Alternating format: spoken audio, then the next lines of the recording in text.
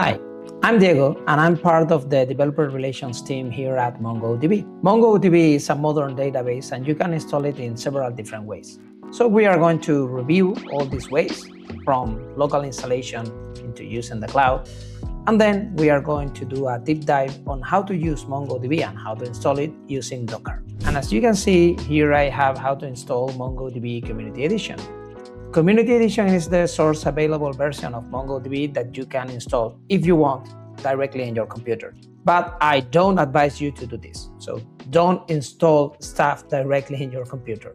As you can see, you can select the operating system here, like I'm going to install in macOS or in Windows, or I want to install it on Linux. But if you don't have a server dedicated for this, and you are not going to run this inside an organization, and you want to be applying patches and updating the operating system and updating MongoDB itself and taking care of your installation, I really don't recommend you to do this unless you want to learn how to do it, which is always a good exercise. The second way we have to install MongoDB would be this one, using MongoDB Community Edition and instead of installing directly, using Docker. So as you can see here, I only have options like installing directly, several versions that are going to be installed in a machine. But instead of that, I'm going to the operating system and I'm going to select Docker here. So that would be the way that we are going to use. We can install MongoDB instead of directly in our machine. We can install it inside a container, in this case, Docker. That's the second option, and is the one that we are going to use in this video. But what happens if you want to install actually MongoDB in a server, but you want some support? You want some people that come and teach you how to install MongoDB. You want some consultants to go in there and help you with this. Then we have MongoDB Enterprise Server. So the MongoDB Enterprise Advanced and Enterprise Server is a way to install MongoDB in your own infrastructure, but having then MongoDB support. This is the first paid offering that we have for certain customers that want to use MongoDB inside their own premises. So they want to run MongoDB in their own servers using their own machines. And they also want people from MongoDB to go in there and help them start running the server. But what happens if you don't want to maintain your own data center, your servers, pay all the bills like the internet, all the cooling systems, everything that goes with maintaining a proper infrastructure, and you just want to run MongoDB on the cloud?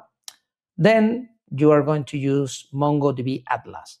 MongoDB Atlas is MongoDB's cloud offering, where you just create a cluster. You can create an account for free. You don't have to enter your credit card or anything. And you will have a free forever cluster that you can use. It has some limitations like the space that you can use and some other features that are not available. But other than that, you can create a cluster with 3 machines that will serve your clusters. And then you can run and try MongoDB on the cloud. It will get automatically updated. You don't have to take care of anything, just create the database and start using it. But in today's video, we are not going to use any of this. We are going to use our Community Edition, as I said, using Docker. I already have Docker installed in this system, but if you don't have it, just go to Docker and watch this video. With Docker, you have actually 2 things. You have what is called Docker Desktop, which is, as its name implies, a desktop application that you are going to use just to beautifully see in your operating system what Docker is doing, and all the containers, all the volumes, all the images that you have downloaded. And you can do many other things using Docker Desktop. And Docker Desktop under the hood is using what is called the Docker engine. So you can just install the engine if you just want to use everything from the command line, or you can actually install Docker Desktop. In my case, as I just said, I have here Docker Desktop right now running. There's no containers running. There's nothing running right now in my Docker. I don't have any images created. So we are going to start with this from the command line. So just to start, let's see and let's download our first MongoDB image just to use it with Docker. Okay, So let's move into the fun part, which is using the terminal always. So let me just see if I have something running in Docker. As you saw earlier, no, I have nothing in here running. So right now my Docker is idle. So I can actually pull the image if I want. I can pull this community server image. As you can see, this is the free version of MongoDB. Is source available and you can download it for free. I'm not pinning, so I'm not telling this Docker pool get exactly this version, like the 8.2.5, which I think is the latest when we are making this video. So I'm just going to download the latest. So what this thing is going to do is going to download all the parts that made up this version. And as you can see, some of these have been super quick. And this is how Docker works. So if Docker works using layers, just to create the operating system that you are and all the applications that you have here. So if the underlying Linux that is going to run this MongoDB hasn't changed, all these three first were already there because I have other versions of MongoDB community server downloaded in this machine. So it's just pulling the parts that have changed. This is one of the nice things about using Docker.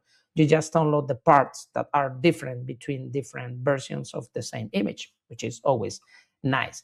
Now that we have Docker here pulled, so I have a local image here, I can start and I can run this thing. So I can do a Docker run. And as you can see, I'm going to name my machine running here. My container is going to be called MongoDB. It's going to be running internally inside the container, inside the Linux that is going to be running in my Mac OS machine. It's going to be running on port 27017. And then I want this to be exposed exactly in the same port in my machine, in the host machine. So we are going basically to translate the port from the container into a port in my machine so I can access it from here. And then I'm telling, hey, just run it on the background. I don't want to block this terminal because I need this terminal for other stuff. And I want to use this image, which is exactly the one that I just selected and pulled. So I just hit Docker run. This should be running. I don't know. So I'm going to switch over to Docker desktop. As you can see, suddenly I have this image running. Actually, if I repeat this Docker PS, I should see my image running here. As you can see, it's telling me, hey, inside this machine, there's something running in this port, and I'm moving it to your port, to your Mac OS, host machine port, so you can actually access this machine from here. And you told me to call this thing MongoDB, and this is the name of the container just running in here. So once I have this container, in theory, this is a MongoDB database. So I should be able to, I don't know, import some data. So let's move over and import some data into this machine. At MongoDB, we have some sample datasets. Actually, when you create a free cluster on Atlas, this sample dataset, you just can check, checkbox, and it will get, your cluster will get created with all this data in. So you can start playing and doing some queries and getting the hang of MongoDB. In the case of this image, the image was empty, but you can download this sample dataset just using a curl command. I already did it. And here, I'm going to clean and show you, I already have this sample data archive. But in case that you want to download it, it's just this line. You just get from Atlas Education, and you get this sample data archive. And the output is going to be called sample data archive. Not going to download it because I already have it here. And I'm going to restore this copy inside the MongoDB that I actually have running right now in my machine. So to do that, I'm going to use Mongo restore, and I'm passing in the name of the archive file, which is this sample data. And I'm telling, hey, I have a MongoDB listening on this port. And I have it listening because Docker is actually bridging the port from the internal MongoDB that is running in the virtual machine to my machine, to my real machine. So if I hit this, As you can see, there's a bunch of restoring and reading data and sample and flicks. And in the end, this will copy all this data over inside my MongoDB. Right now, this thing has finished. I should have data inside MongoDB. So let's switch over and test this first with Mongo Shell. So to test this with Mongo Shell, what I'm going to do is just clear the terminal and then do Mongo Shell and connect directly to my MongoDB URI. This is the URI to a MongoDB community instance. And the main difference is that here I have MongoDB : // If I were connecting to a MongoDB database in the cloud, in Atlas, most probably I should see something like MongoDB plus serve : // But in this case, I'm not connecting to Atlas. So just give me a thumbs up emoji if you are this far in this part of the video or whatever. So here we have then our Mongo Shell connection. And if I hit enter, as you can see, I'm connected. No, it's telling me, well, the server has some warnings, no, that I maybe should look into. And I can issue this command, show me all the database that you have in there. And as you can see, I actually have some data in here. So we can use one of these databases if we want, like sample, Airbnb. And then we can do a show collections, which is called listing and reviews. And we can do finds, we can use everything in here. But instead of using the Mongo Shell, which is nice, it works, it's really nice, I'm going to use something a little bit more advanced. In this case, I'm going to connect using MongoDB Compass. Compass is a free application. It has a really nice UI.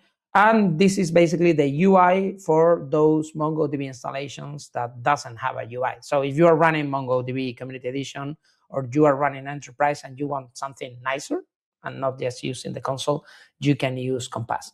So here I can add a connection. In this case, it's going to be this one. Oh, it's exactly the one that I need. I'm going to connect and I have all the data in here.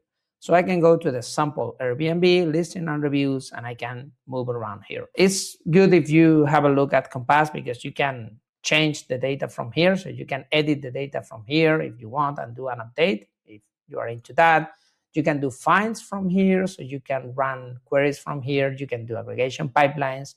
You can have a look at the indexes that you have here and you can create new indexes. You can have a look at the validation rules that you have in your schema.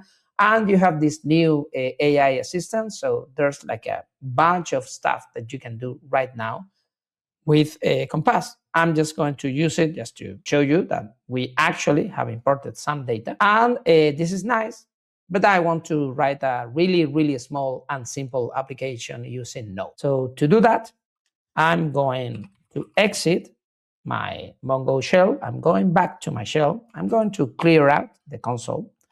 And I'm going to see that here I have basically nothing. No, there's nothing in here. So now we are going to create a super simple application using these commands that I just copied and pasted because I don't want to make more mistakes that I typically do. So I'm here using mkdir. So I'm going to create a directory called my Mongo app. Then I'm going to enter that directory, my Mongo app. Then I'm going to use Node npm to initialize a new application. I'm telling yes to all the defaults. Then I'm going to install one package in this NodeJS application, which is MongoDB. This is the driver. So MongoDB has support for, I think it's 12 or 14 drivers for basically the most important languages like C, C++, Go, Rust, Java, .NET, in this case, Node, you name it. So we have support for many, many different languages. And the driver is just a library. So we're just installing this package here. And then I'm creating touch. Touch is a command that changes the date of last access to a file. And if the file is not there, it creates the file. So that's why I'm touching index.js. So it appears magically. So I run all this.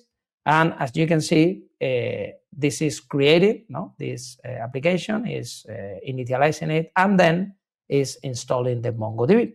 And inside the My MongoDB app, I'm going to clean and show you what we have here. So we have already the package JSON with the MongoDB dependency installed, and this empty, as you can see, is empty because we just touch it, this index.js. I'm going to open all this using Visual Studio Code. Why not? It's a really nice editor. You can use your editor of choice. If you want to use VI or Emacs, I'm not against that. And before doing anything else, I want to show you that we have also a free MongoDB extension for Visual Studio Code.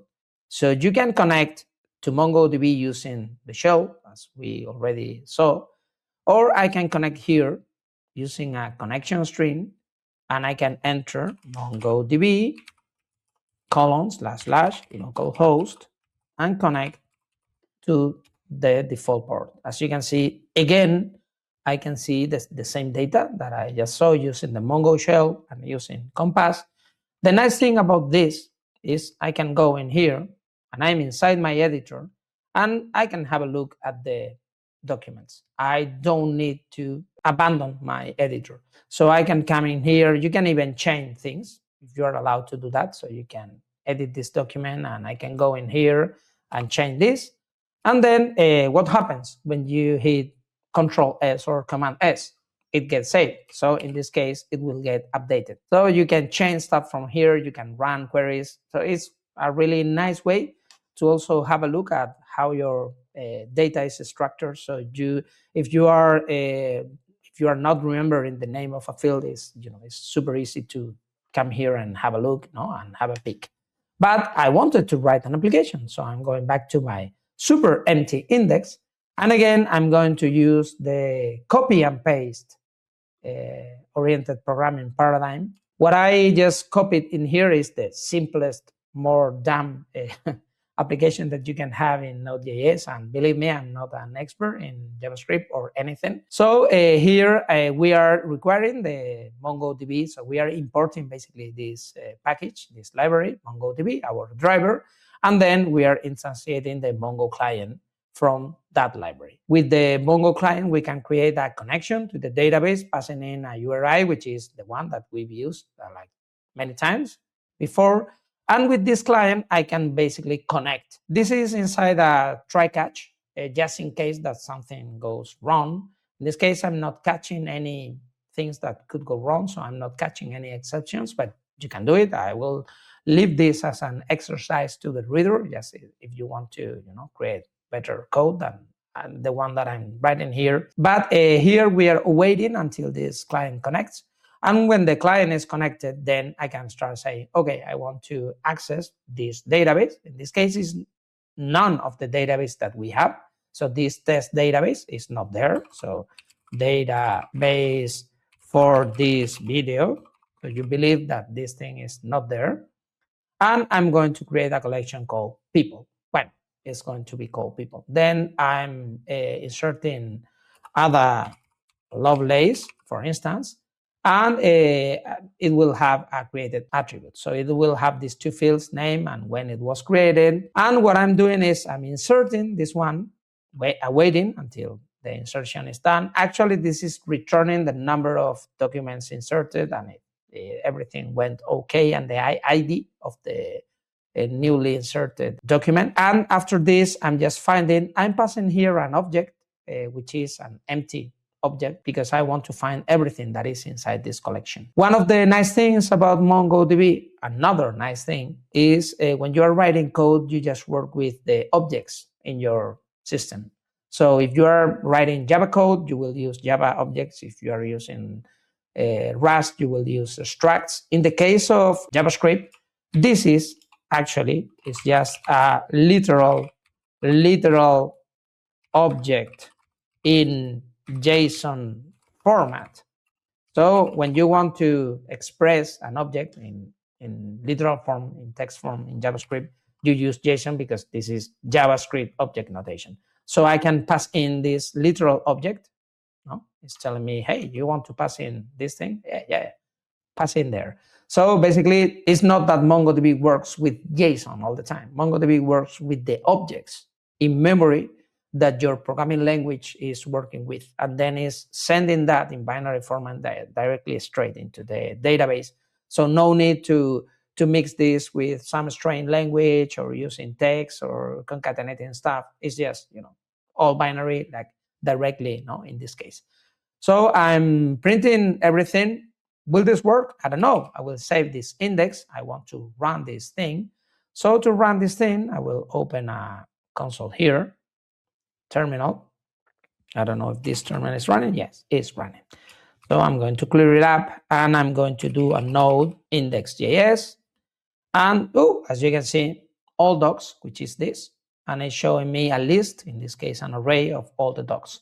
I just have Ada Lovelace. If I change this and I put in here Diego, just my name, save, and I just run this again, it will show me Ada and Diego. So it's showing me these two objects, the one that just inserted and this new one.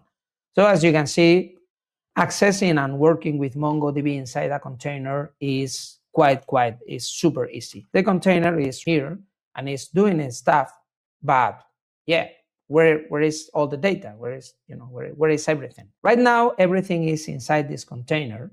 So I can even go in there and view the files of the container, and I can open this container in a terminal if I have Docker Desktop. So that's one of the really nice things of the Docker Desktop. You can go in here, and inside data, as you can see, I have all the databases with all the collections and all the stuff.